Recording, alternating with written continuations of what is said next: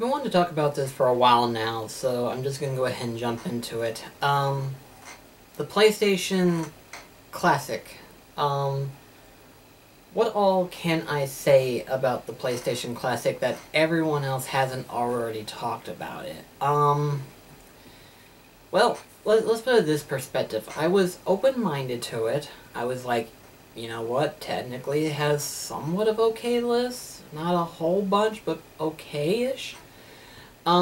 Categories, I would recommend you actually watch Categories' video on the PlayStation Classic, so, because he does a better job. He does a better representation about the games that are on it, about the system and everything like that, and he talks about it in finer detail and everything like that.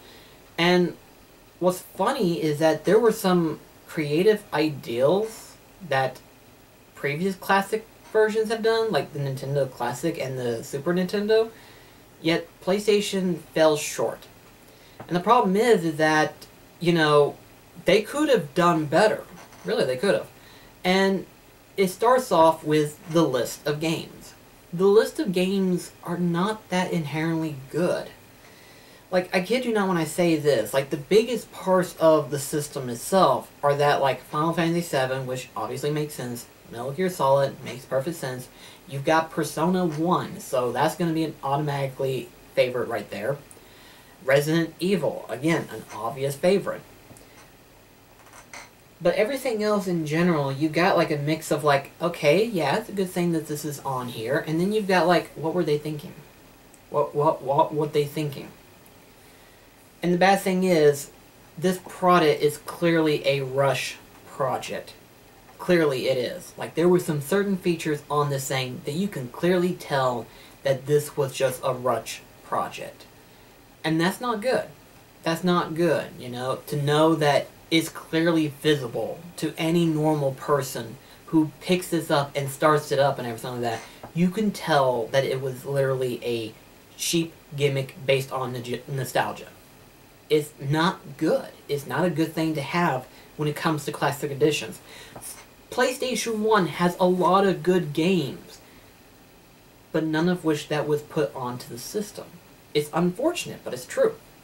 I honestly wish that it did a better job. I really wish it could have done better. It should have done better. It should have done better, but it didn't. Some people have theorized that the reason why it is what it is because they try to get the licenses for some of these games for the PlayStation 1 Classic, but they didn't get the response fast enough, so they decided to push this one out with some of the licenses that they currently do own, and just try to sell it based on nostalgia. From the way it looks, I don't think it worked. Because as of right now, the PlayStation Classic is now clearance for like less than $50, I think. At one point, it was newsworthy to say that it's recently hit like 40% off. Now, I believe it's higher than 50% at this point in time. And people are saying it's still not worth it to buy it for that price. And I can kind of agree. The only selling point, if you want to look at it based on the value, okay? If you want to truly look at it at that rate, the only reason why you would probably get the PlayStation Classic is to get whatever games you haven't been able to grab, which is Persona.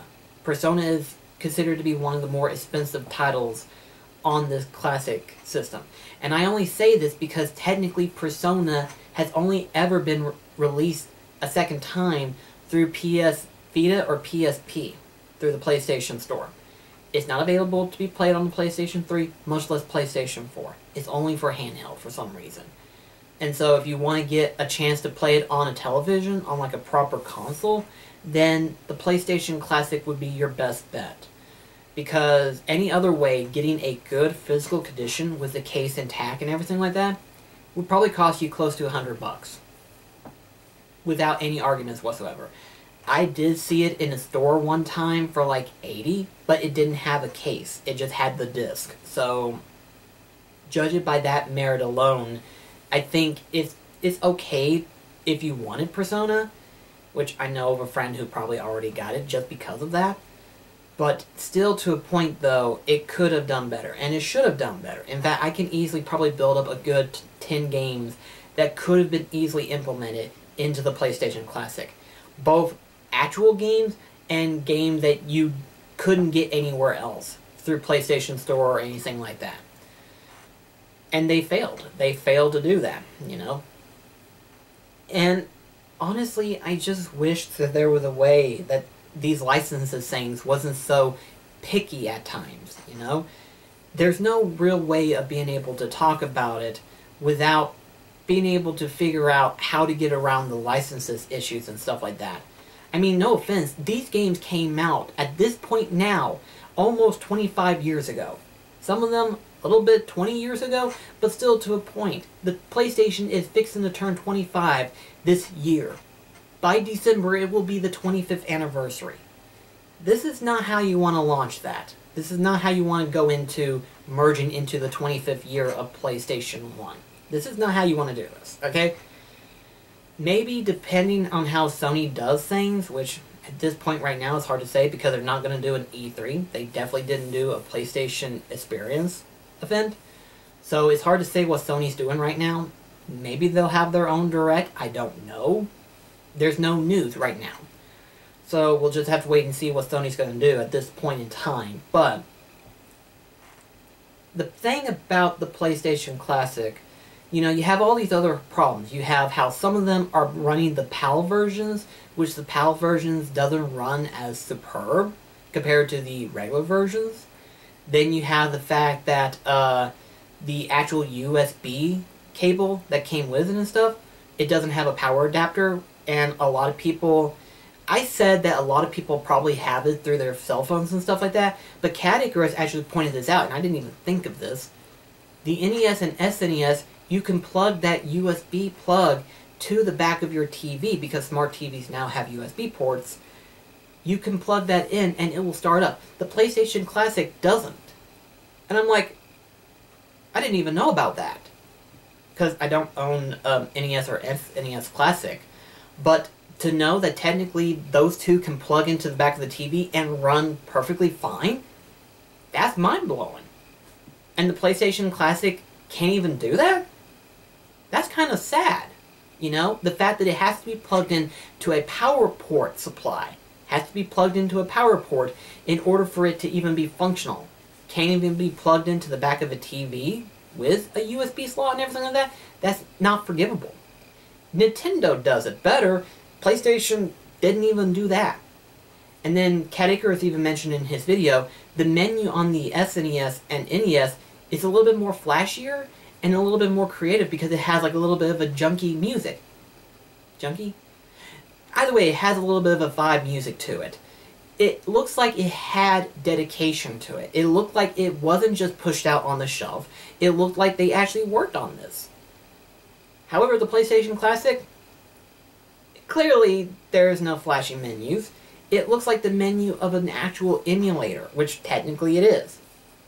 It is actually an emulator system that they literally just pulled off of some website or something like that and put it onto the Classic system. And that's not good. It looks like the actual PSXC, or I forgot what the program's called, but you get what I'm saying, the standard PlayStation emulator that people can use now. And that's what it looks like. There's no music, it just has its menu and then that's it. Again, clearly it looks like it's been just pushed out of the shelf just for nostalgia. There was no dedication to it. I can even argue for a fact that Nintendo went one step further when they did the SNES, okay? They could have easily just launched the SNES with its standard 20 games, okay? They could have easily done it. But they went one step further. They released it with a game that was never physically released, and that was Star Fox 2. Star Fox 2 was never meant to be released to the public. It never was. Because at the time that it was done, technically they moved on to the NES. So technically it never got released. So because of it, it was never fully viewed to the public. Few people have kind of gotten hacked versions of it and stuff like that, but not necessarily the real product. The SNES has it. So Nintendo technically went one step beyond compared to what they usually would do. You know, they could have easily just released it with the standard 20 games, but they went one step beyond and released it 21 and having the Star Fox 2 game into it. They went one step beyond. Nintendo did better with their classic systems. And that's because they knew people were going to buy this because of the list of games. So they figured, okay, well, let's be a little bit more dedicated because the NES has done really well. The SNES will do really well. So let's go ahead and give them Star Fox 2. Sony should have done better. And hell, if you even wanted to say, well, the reason why they didn't release Crash Bandicoot, Spiral, or Medieval was because they were being remastered or remake for the PlayStation 4, and technically Castlevania Symphony of the Night is released for PlayStation 4, well, what's Final Fantasy VII? Final Fantasy VII is virtually available for everything. I'm surprised if it isn't even available for your phone. Okay? If I'm not mistaken, it is available for the phone. iOS phone, but still to a point, it's technically released for the phones. So, you tell me, okay? If Final Fantasy VII is released onto the PlayStation Classic, which is virtually available everywhere, virtually everywhere. It's been physically released for PlayStation 1, it's available for PlayStation 3 to download, it's available to be released on PlayStation 4 to download, it's on PC, on Steam, probably on Epic right now if I have no doubt in my mind. So why is it that Final Fantasy VII is on this, yet no other one? There's no excuse for it. Really, there isn't. No matter how you look at it, the list of games are just crap. There was no excuse for it. There really wasn't. And again, this goes back to the whole idea. It's like, well, Castlevania Symphony of the Night is a licensed game. What's frickin' Metal Gear Solid? Metal Gear Solid is owned by Konami. Castlevania Symphony of the Night is owned by Konami. What's the difference? You have to look at it from an actual perspective. Look at the list and be like, okay, something's not right. Something's just not right with the system. Everything that could have made it better wasn't made better. I honestly wish it did better because I love the PlayStation. I love PlayStation 2 more, but that's beside the point. The point is, I had high expectations for the system. But they all go back to the list of games. It should have done better. It really should have. So to make this video short, I'm just going to give you my opinions on it. If there's games that you currently do not own in any form of way, whether it be through PC or your systems, or physically, if you do not own it, maybe. But look at the value of the game that you're currently looking for and see if it's even worth it. For me, personally, it would only be worth it just for Persona. That would be the only reason. Every other game, which unfortunately is kind of junk, especially the PAL versions of some of these things, it's not that good. And if you already own like a large list of PlayStation 1 games, then it's not even worth it. If you own some of these games on the PlayStation 3, then it's not even worth it. I would argue, in fact, that technically the PlayStation 4 has access to some of these PlayStation 1 games. It's just Sony hasn't enforced that ideal yet. Because technically, the PlayStation 3 games that can be downloaded aren't even accessible through the PlayStation 4. Why is that? I don't know. That seems like a stupid reason not to. It's like, why haven't you done that yet, Sony? Well, it's a programming issue. Screw that! I've had multiple friends tell me it's not a programming issue because it's as simple as that. Why is it taking you forever to get these PlayStation 1 classics, much less PlayStation 2 classic for that matter, and putting them on the PlayStation 4 to be downloaded? You could be making millions of money based on this ideal concept. Just do it. Okay? Just do it. Why is it that hard for you to understand this? Quick rant, and I promise I'll stop. Why is it so hard for companies to get previously released titles like frickin', what's a good example to be used? Blood Would Tell, Beautiful Joe, War of Monster, Katamari Damacy, Wipeout. How is it that it is so hard to get these previously licensed that you used to own? You had them on your console. What is the difference between having them released on those previous consoles and why isn't it that they're not available for today's console? If you had them available, you wouldn't have as big of an issue. People would actually be willing to pay out $15 depending. But you have people who would be willing to pay $15 for a title that was previously released for the PlayStation 2. Blood Would Tell, which is $120, mind you, on eBay.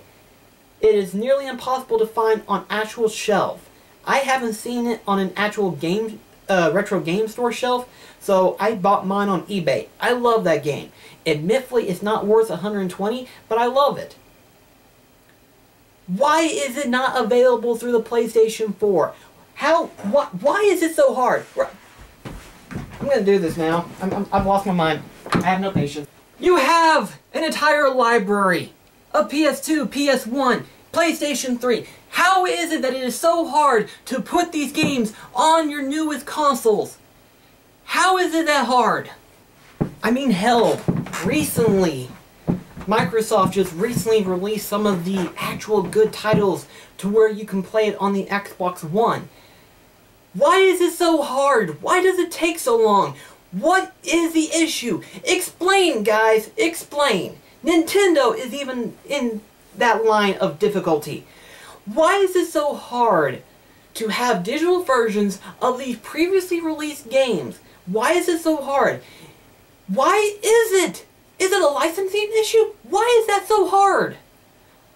Do you believe people don't play retro games?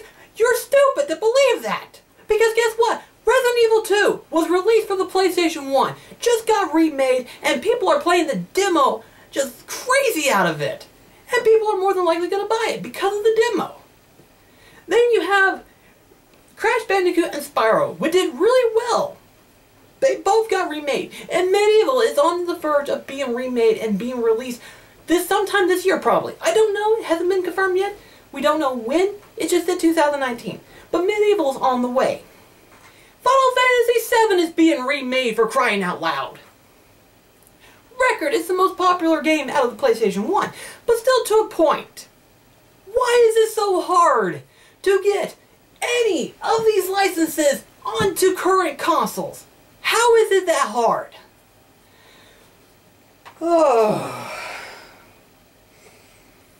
Oh, God, that was a rant. Oh,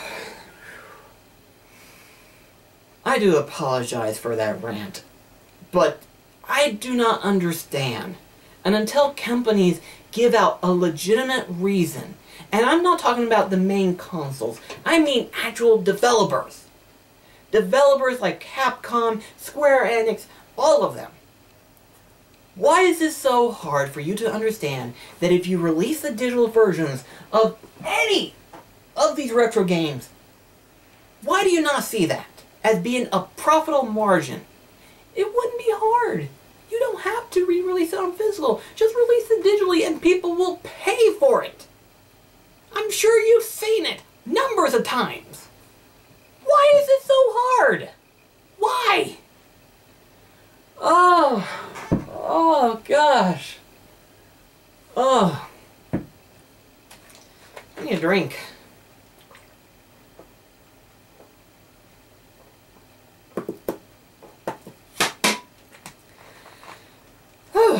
Okay.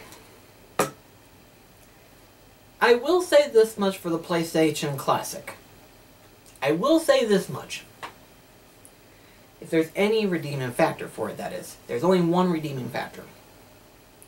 It is very scarily easy to hack. Very. I can give you a good YouTuber who has actually done a video on it. This was the actual video that I used in order to figure out how to hack into it and stuff.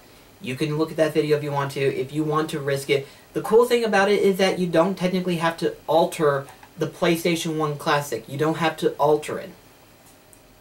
You just have to overlayer it and have however many games you want to put into it. Currently, I have it. It just, right now, is only a 7 gig memory stick. So obviously there's not going to be as many games as I would like to add. But you can do it.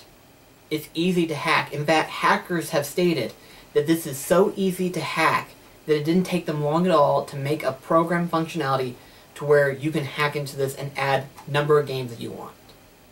There are people who've already added like 500 games onto the PlayStation Classic. It is that easy to do. So, that's a good thing. It's easy to hack. So, I mean, I don't encourage hacking it. I don't. Especially if you try to resell it. I do not. You're a scumbag if you do that. But if you want to have a better PlayStation 1 Classic than what you have right now, it is easy to hack.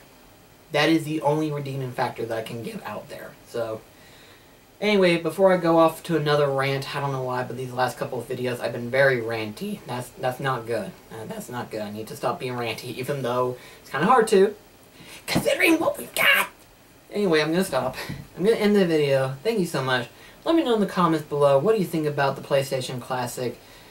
Was there even any general interest that you liked in the PlayStation Classic? Was there even a reason that you wanted to get it to begin with? I'm sure some of you don't have one, but if you do, what was your main reason? I like to know. Anyway, I'm going to end the video. Take care, guys.